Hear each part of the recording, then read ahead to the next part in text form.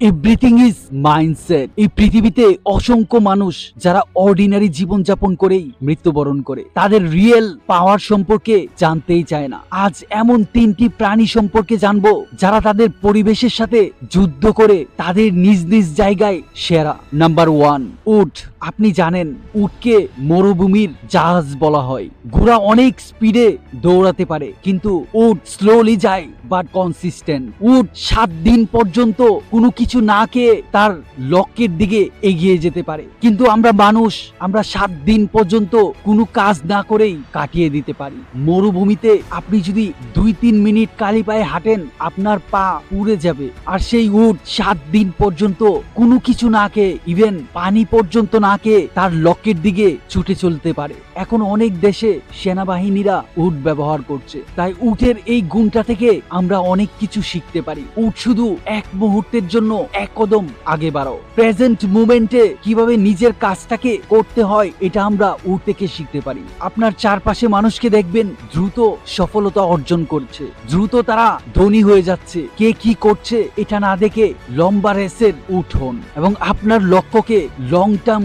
গোলে কনভার্ট করুন। 5 বছর 10 বছরের লক্ষ্য নির্ধারণ করে এই উটের মতো স্লোলি এগিয়ে যান। কনসিস্টেন্সির পাওয়ার সম্পর্কে যদি আপনি না জানেন, কখনোই সফল হতে পারবেন না। তাই সফল হওয়ার জন্য কনসিস্টেন্ট থাকুন, স্লোলি যান, বাট আপনাকে আপনার লক্ষ্যে যেতেই হবে, এরকম আত্মবিশ্বাস যেন আপনার মধ্যে থাকে। Number 2, eagle. আপনি হয়তো ঈগলের কাহিনী অনেক শুনে থাকবেন। ঈগল 10,000 ফিট উপর দিয়ে উঠতে পারে। এই পৃথিবীতে আর কোনো প্রাণী নেই এত উপর দিয়ে উঠতে পারে। ঈগলের বাচ্চাকে যখন তার বাসায় রাখে, তখন ঈগল তার বাসাটাকে কর্কটা না দিয়ে কাঁটাযুক্ত ডাল দিয়ে তার বাসাকে শক্ত করে তৈরি করে, যেন আরামদায়ক না হয়। আমরা যদি মনে করি আমাদের যে চাকরি আছে, যে ব্যবসা আছে, সেটা দিয়ে তো আমি ভালোভাবেই চলতে পারছি, আমার কেন অতিরিক্ত পরিশ্রম করতে হবে, আমার কেন প্ল্যানিং করতে হবে জীবনে ধনী হওয়ার জন্য, এই চিন্তা যখন আপনার মধ্যে ঢুকে যায়, আপনি সবসময় এই কমফোর্ট জোনে থেকেই মৃত্যুবরণ করেন। কারণ আপনি জানেন না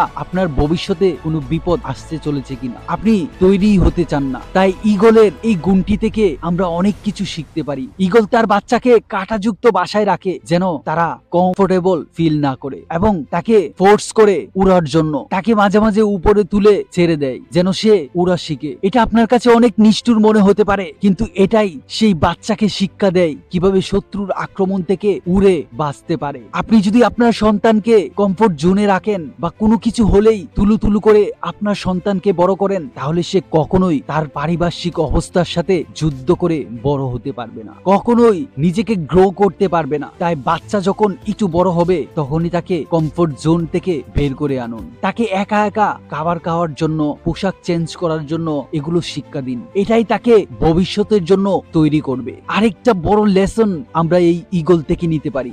ঈগল যখন বুড়ো হয়, তখন তার নখ, তার ঠোঁট, তার পাখার সেই আগের তেজ কমে যায়। তখন সে নীরব একটা পাহাড়ের উপরে বসে তার এই ঠোঁট দিয়ে সমস্ত পাখাকে তুলে ফেলে। তার পাখা, তার নখ, তার ঠোঁট পাথরে ঠুকর দিতে দিতে তার ঠোঁটকে পর্যন্ত শেষ করে ফেলে, আর অপেক্ষা করতে থাকে নতুন পাখা গজানোর, নখ গজানোর, নতুন ঠোঁট গজানোর জন্য।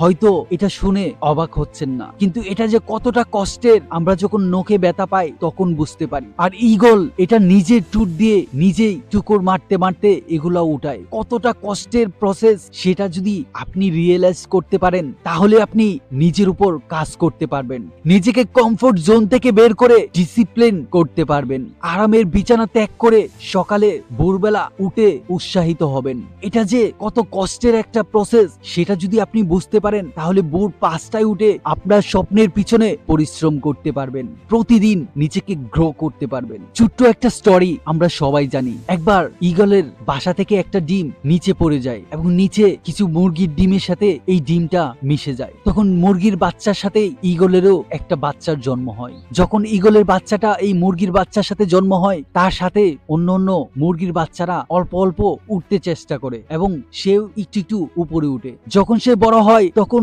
উপরের দিকে তাকিয়ে দেখে একটা পাখি অনেক উপর দিয়ে উঠছে। তখন সে জিজ্ঞেস করে মুরগির বাচ্চাদের যে এই পাখিটার নাম কি। তখন তারা বলে এটা হচ্ছে ঈগল, সে আকাশেই তাকে আর আমরা জমিনে তাকি, তাই আমরা এত উপরে উঠতে পারি না। এই কথাটা শোনার পর ঈগল তার বাকি জীবন এই মুরগির মতোই কাটিয়ে দেয়। সে এটা কখনোই চিন্তা করেনি যে সেও উপরে উঠতে পারে এবং এটা সে বিশ্বাসও করেনি। তাই আপনাকে বিশ্বাস করতে হবে যে আপনি অনেক উপরে উঠার মতো অ্যাবিলিটি আছে, আপনার যে স্ট্রেংথ আছে, আপনার যে পাওয়ার আছে, আপনি যে সুপার পাওয়ারফুল ক্ষমতা নিয়ে এই পৃথিবীতে এসেছেন এটা আপনাকে বুঝতে হবে। এই জন্য আপনাকে পজিটিভ অ্যাফার্মেশন শুনতে হবে, প্রতিদিন নিজেকে সিগন্যাল দিতে হবে, কারণ আপনার ব্রেইন জানে না কোনটা পজিটিভ কোনটা নেগেটিভ। আপনার সাবকনসিয়াস মাইন্ড সেভাবেই কাজ করে যেভাবে আপনি তাকে ইনস্ট্রাকশন দেন, যেভাবে আপনি তাকে হুকুম করেন। তাই প্রতিদিন সকালে পজিটিভ কিছু সিগন্যাল দিন। এটা আপনার কাছে বোকামি মনে হতে পারে কিন্তু এটা অনেক পাওয়ারফুল। তাই প্রতিদিন নিজেকে বলুন আই এম পাওয়ারফুল,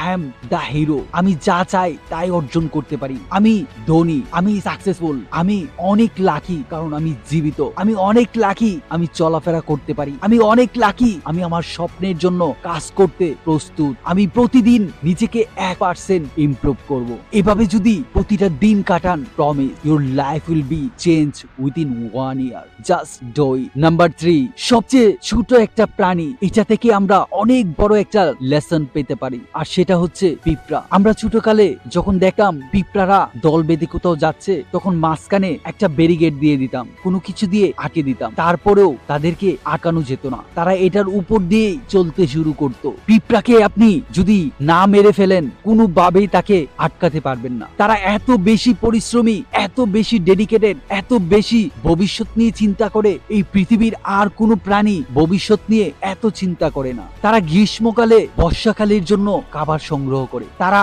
তাদের ওজনের চেয়ে 3-4 গুণ বেশি ওজন ক্যারি করতে পারে। তারা এত বেশি পরিশ্রম করে, তারা বিশ্বাস করে যে আজকে যদি আমি খাবার না নিয়ে বাসায় যাই তাহলে আমার দিনটাই ব্যর্থ।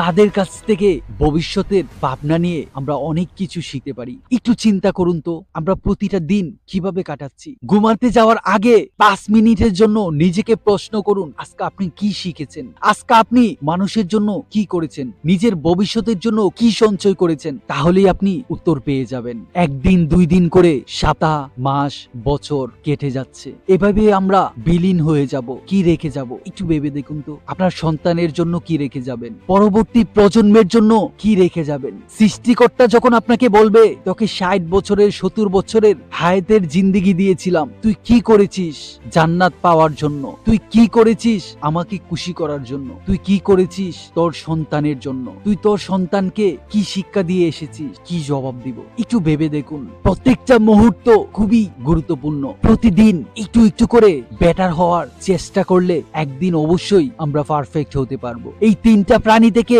অনেক কিছু আমরা শিখতে পারি। আপনি চাইলে গুগল বা ইউটিউবে গিয়ে এই 3টা প্রাণী সম্পর্কে আরো জানুন। এই 3টা প্রাণী থেকে মানুষের অনেক কিছু শিকার আছে। এছাড়াও বিড়াল, কুকুর, সিংহ এগুলো থেকে আমরা অনেক কিছু শিখতে পারি। ওরা কিভাবে পরিবেশ পরিস্থিতির সাথে যুদ্ধ করে টিকে আছে। ইভেন তেলাপোকা থেকেও অনেক কিছু শেখা যায়। হাজার হাজার বছর যাবত তেলাপোকা কঠিন পরিস্থিতির মাঝেও নিজেকে টিকিয়ে রেখেছে। যত কঠিন পরিস্থিতি থাক তেলাপোকা টিকে থাকার একটা কৌশল আয়ত্ত করবেই। তাই এইসব প্রাণী থেকে শিক্ষা নিয়ে নিজের জীবনকে বেস্ট ভার্সন করা যায়। আপনি আমি যে সৃষ্টির সেরা মাখলুকাত এটা রিয়েলাইজ করার জন্য হলেও এই জীবজন্তু থেকে শিখতে হবে। আমরা আমাদের কাজ দিয়ে সৃষ্টির সেরা হয়েই এই পৃথিবী থেকে বিদায় নিতে চাই। যদি ভিডিওটি বিন্দু মাত্র ভালো লেগে থাকে এমন কারোর সাথে শেয়ার করেন যারা ভিডিওটি দেখবে। আমি আপনার স্বপ্নকে সাপোর্ট করি। Best of luck.